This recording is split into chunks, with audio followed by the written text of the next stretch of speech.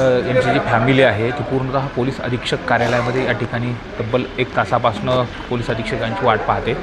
एकंदरीतच या प्रकरणामध्ये न्याय मिळावा आणि न्यायाच्या भूमिकेच्या अनुषंगाने पोलीस अधीक्षक यांची देखील भेट घेणार आहेत। ताई, नेमकं आज भेट घेऊन काय काय तुम्ही त्यांना सांगणार आहात आणि किती दिवस झाले, नेमकी काय मागणी? आमची एवढीच मागणी आहे की SP सरांना मी एवढी मागणी करणार की आम्हाला 8 दिवसात आमचे आरोपी अटक केले पाहिजेत, नाहीतर मग आज 8 मी इथं SP ऑफिससमोर येऊन आमरण उपोषण करणार आहे।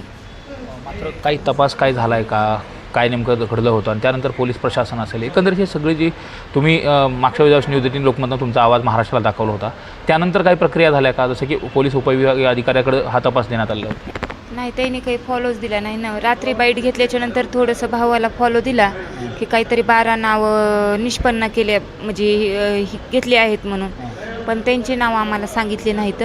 फक्त आम्ही एवढंच, आम्हाला नावाहून ते काही गरज नाही, आम्हाला फक्त आरोपी अटक पाहिजे। तर हे 8 दिवसात आमच्या आरोपीचं अटक झाले तर बरेच, नाही तर मग आम्ही आमरण उपोषण करणार आहोत म्हणून हे सांगायला त्यांना तोंडी निवेदन द्यायला मिळाले आहे आज। मात्र या अगोदर काही पोलीस अधीक्षक यांच्याशी बोलणं झालं होतं का? तुम्ही तशी 2-3 वेळेस पोलीस अधीक्षकांची भेट देखील घेतली, आता पोलिसांकडून काय अपेक्षा आहे, नेमकी कशा पद्धतीने झालं पाहिजे? पोलिसांकडून एवढीच अपेक्षा आहे की आम्हाला न्याय पाहिजे आणि आमचे आरोपी तात्काळ अटक केले पाहिजेत, नाहीतर तुमच्याच्याने होत नसलं तर डायरेक्ट CIT SIT आणि CIDला तुम्ही प्रकरण द्या ना। तुमच्याच्यानं जर आरोपी अटक करणं होत नाही तर त्यांच्या पद्धतीनं त्यांना करू द्यात, हे पण सांगायचं आहे मला SP सरांना। मात्र तब्बल 15 महिने झालेले आहेत आणि या 15 महिन्याच्या कालावधीमध्ये मागच्या वेळेस जसं तुम्ही म्हटलं होतं की आरोपींना अटक करण्यापर्यंत काही पोलीस अधिकारी गेले होते, पण त्यांच्यावरती दबाव आणला गेला आणि परत ते पुढं काही झालं नाही त्या प्रकरणाचं। नेमकं हे काय घडलं होतं आणि आता हे अशा पद्धतीने घडू नये यासाठी आता काय म्हणणं असेल तुम्हाला? गृहमंत्र्यांना काय सांगणं असेल, मुख्यमंत्र्यांना? गृहमंत्र्यांना आणि मुख्यमंत्र्यांना एवढंच सांगायचं आहे की माझ्या नवऱ्याला न्याय द्या, न्याय द्या आणि कोणत्या बी परिस्थितीमध्ये तुम्हाला जर असा तपास होत नाही, आता चोरमुले सर जे आहेत, ज्यावेळेस घटना झाली त्यांना पंचनामा त्यांनीच केलेला आहे, त्यांना तर पुरेपूर माहिती आहे, मग त्यांना आरोपी बी माहीत असतील ना, तरी पण 12 दिवस होऊन बी ते का आरोपी अटक करत नाहीत? मग मी रात्री बाईट घेतल्याच्या नंतरच त्यांनी 12 नावं म्हणून असे का सांगितले, मग अटक का केलं नाही? त्यांना अटक का केलं नाही म्हणून मी SP सरांना भेट देऊन म्हणणार आहे अटक करा 8 दिवसात। माझ्या 8 दिवसाच्या वर एक पण दिवस मी थांबणार नाही आणि मी इथं येऊन उपोषणाला बसणार आहे।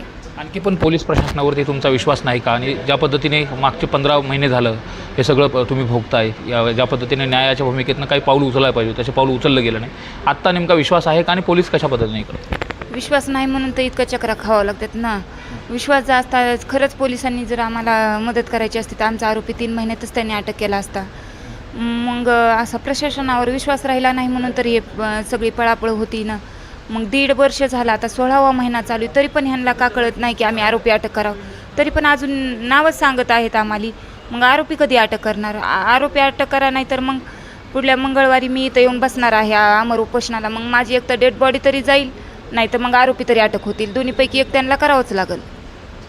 मात्र न्यायासाठी तुम्हाला इथं पोलीस अधीक्षक कार्यालयामध्ये खेटे मारावे लागत आहेत, या संदर्भामध्ये तुम्ही लोकप्रतिनिधी वगैरे कोणाला बोललात का? तुमच्या तिथलचे लोकप्रतिनिधी असतील किंवा पंकजाताई असतील, धनुभाऊ असतील, यांच्याकडे तुम्ही कधी बोललात का? आणि तुमच्या न्यायाच्या पाठीमागे त्यांनी राहिलं पाहिजे यासाठी त्यांना काय आव्हान असेल?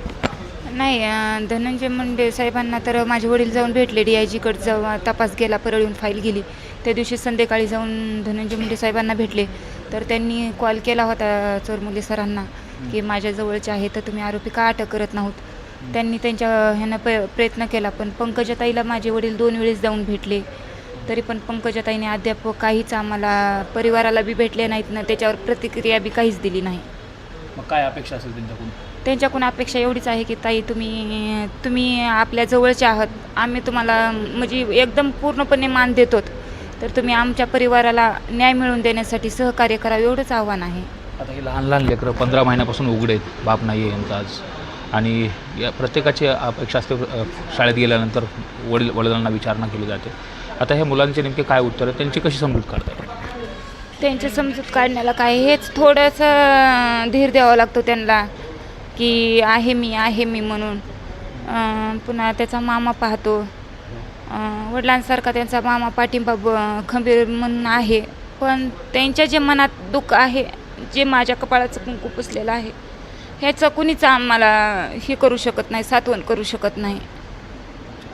मात्र कपाळाचं कुंकू गेलेलं आहे, पोलीस प्रशासन अशा पद्धतीने वागतं आहे, मग आता नेमकं अपेक्षा कुणाकडून आहे आणि ही अपेक्षा कशी पूर्ण झाली पाहिजे, त्या आरोपीला कशी कठोर शिक्षा केली पाहिजे? का तर जो त्रास होतो तुमचा, तो त्रास तो खूप मोठ्या प्रमाणात.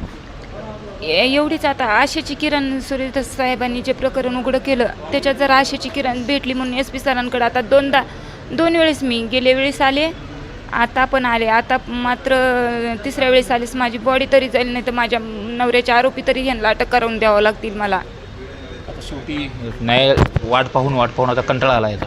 हां, कंटाळून गेले का तर मला लेकरांचं बी बघणं भाग आहे. मग एकतर मला न्याय तरी पाहिजे, नाही तर मग मला तरी इथं हे करा तुम्ही, डायरेक्ट संपवून टाका. माझी फॅमिली आहे ना, मग आम्हा फॅमिलीला तरी संपवून टाका, नाही तर माझ्या नवऱ्याचे आरोपी तरी अटक करा. दोन्हीपैकी एक करा तुम्ही, मग तुम्हाला कोण न्याय मागणार आहे?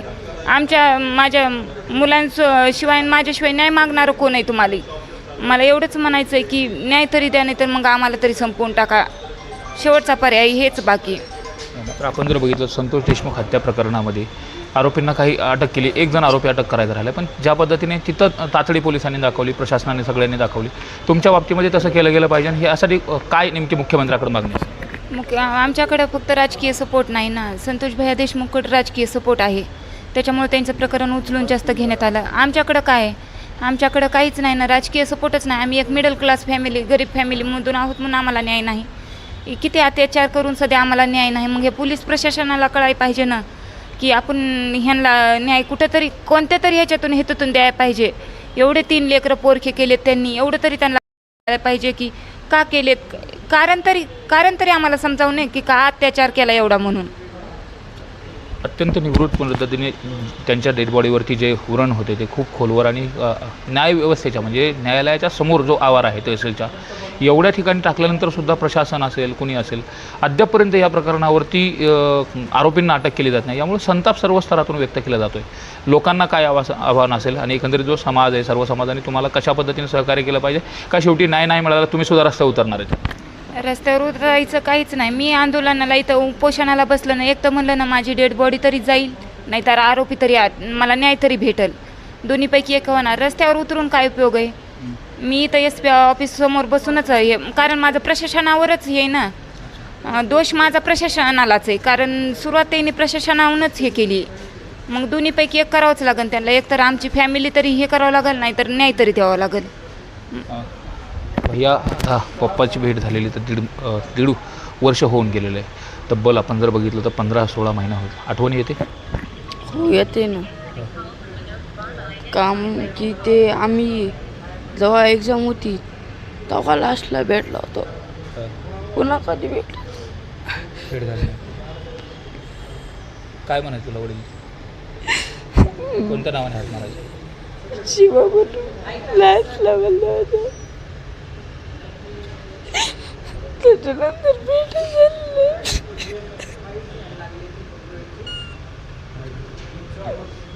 ताई हे अश्रू आहेत, मुलाचे अश्रू साहजिक आहेत. आता हे अश्रू तरी हे केलं पाहिजे. आता हे तरी अश्रू मुख्यमंत्र्यांनी पाहिले पाहिजेत. प्रशासनाला कळायला पाहिजे ना, मग या परिवाराला न्याय द्यायचा आहे का नाही द्यायचा ते. आम्ही 15 महिने झालं दर भटकत आहोत. मी लेकरं घेऊन दर भटकत आहे, तरी पण न्याय का भेटत नाही. मला हेच जाणून घ्यायचं की प्रशासनाला का एकदम काय पाहिजे. मग आत्ता मुख्यमंत्र्यांना काय म्हणणे? न्याय मिळाला पाहिजे. सगळं न्याय मिळाल्याशिवाय तुम्ही आता माघार घेणार नाही? नाही, न्याय मिळाल्याशिवाय मी माघार घेणार नाही. आज आरती येऊन मी इथं बसणार उपोषणाला. डायरेक्टली मग दोन्हीपैकी एक करावं लागेल. आरोपी तरी अटक करावं लागतील, नाही तर मग माझी बॉडी तरी परळीला जाईल. एवढंच होईल.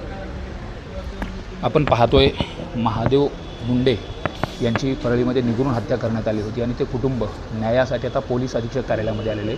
इथं आल्यानंतर त्यांच्या डोळ्यामधले जे अश्रू आहेत ते अश्रू देखील पाहिल्यानंतर प्रत्येकाचं जे संवेदनशील काळीज आहे त्याला देखील अश्रू आल्याशिवाय राहणार नाहीत. मात्र एकंदरीत जी न्यायाची भूमिका आहे, न्यायाच्या दृष्टिकोनात पोलीस प्रशासन असेल, मुख्यमंत्री असतील यांनी न्याय मिळवून द्यावा अशी मागणी केली जाते. एवढंच नाही तर जर न्याय नाही मिळाला तर पोलीस अधीक्षक कार्यालयामध्येच उपोषण करणार. इथून एकतर माझी डेड बॉडी जाईल किंवा मला न्याय मिळेल अशी जी टोकाची भूमिका आहे ही महादेव मुंडे यांच्या पत्नी ज्ञानेश्वरी मुंडे यांनी घेतली. सुरेश जाधव, न्यूज 18 लोकमत, बीड. परळीमधील व्यापारी महादेव मुंडे यांची हत्या होऊन तब्बल 15